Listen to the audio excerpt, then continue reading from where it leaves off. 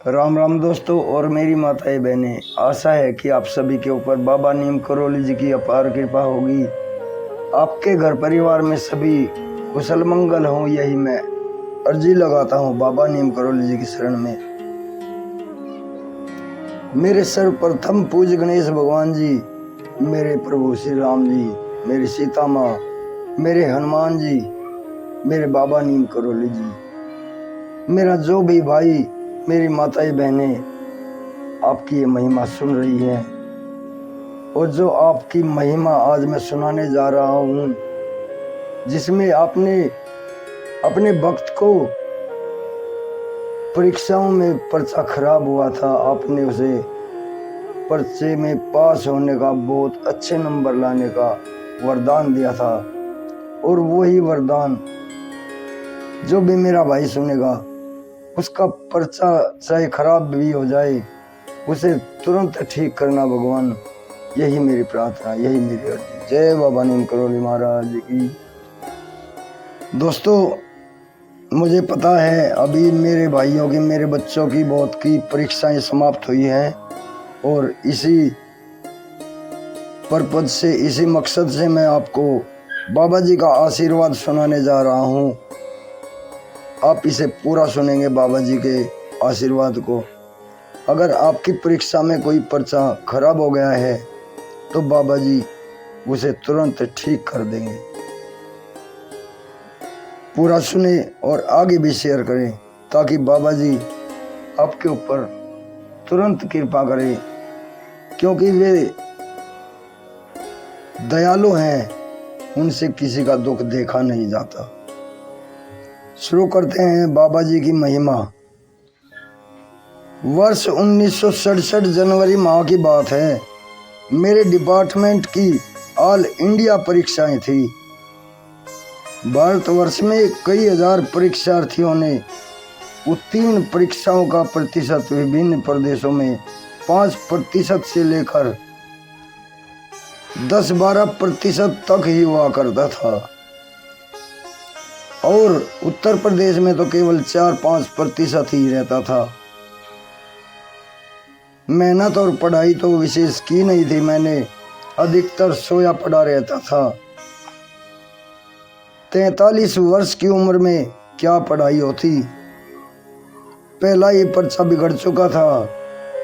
मैंने आगे परीक्षा देना उचित न समझा, पर साथ के लोगों ने कहा फेल तो होना ही है, आगे के लिए कुछ अनुभव तो हो जाएगा। घर लौट रहा था कि राह में दादा के घर मुख्य द्वार पर उसी वक्त श्री माँ निकलती दिखाई दे गई। अरे महाराज जी आ गए।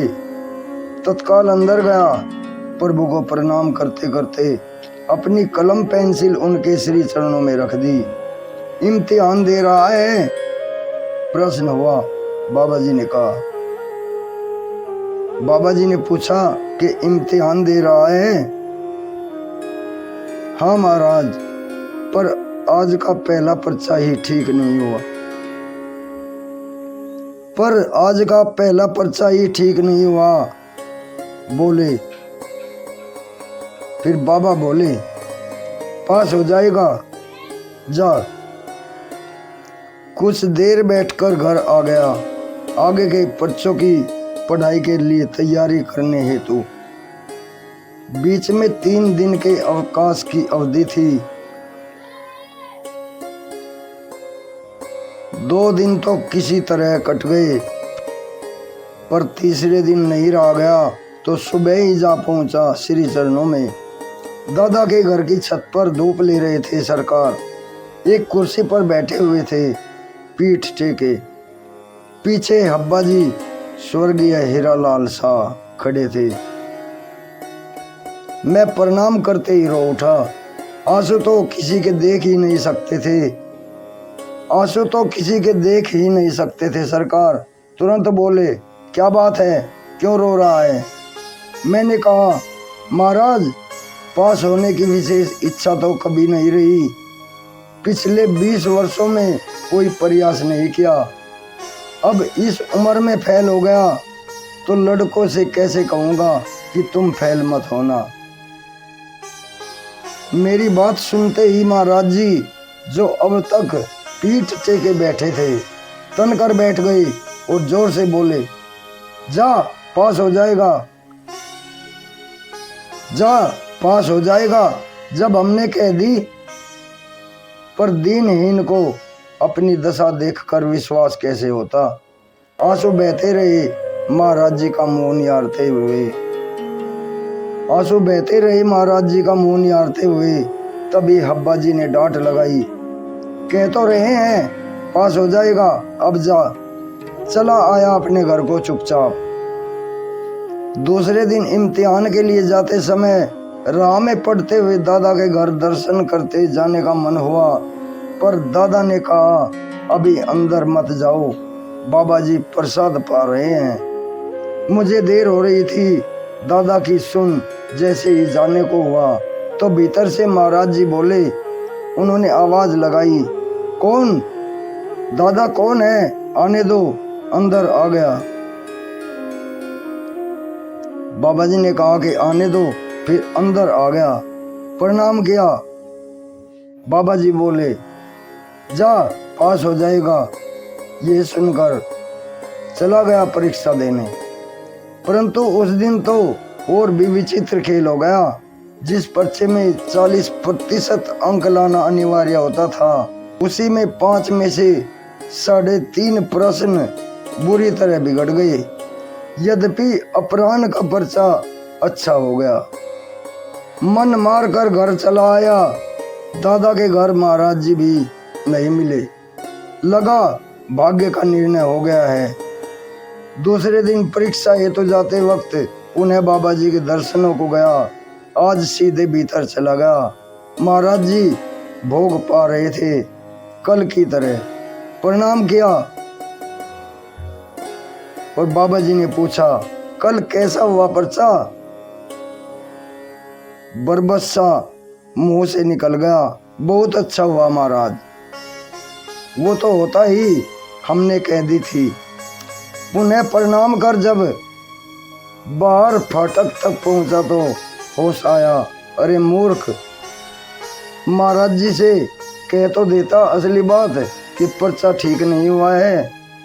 शायद कुछ कर ही देते, पर अवसर चूक गया था मैं।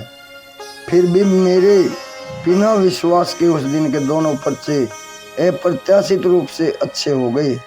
शाम को पुनः महाराज जी के दर्शन कर रात की गाड़ी से लखनऊ चला गया, ससुराल में एक विवाह में शामिल होने के लिए। 3-4 दिन बाद लौटा तो महाराज जी इलाहाबाद छोड़कर जा चुके थे। बाद में अपने पर्चों की समीक्षा पुनरीक्षण किया, फिर किया, बार बार किया। पास होने का कोई प्रश्न ही न था। बाबा जी बावला बनाकर चले गए। अप्रैल के अंत में परीक्षा फल घोषित हुआ। सफल परीक्षार्थियों में मेरा भी नाम था। सफल परीक्षार्थियों में मेरा भी नाम था। घर आकर महाराज जी के चित्र के आगे लौटकर खूब रोया। घर आकर महाराज जी के चित्र के सामने लौटकर खूब रोया। मेरे महाप्रभु, सबकी बिगड़ी बनाने वाले बाबा, सबके ऊपर कृपा करो। जय राम जी की जय। बाबा नीम करोली महाराज जी की। दोस्तों और मेरी माताएं बहनें आगे भी शेयर करें इसे। अभी आगे लेता हूँ। जय राम जी की जय। बाबा नीम करोली महाराज।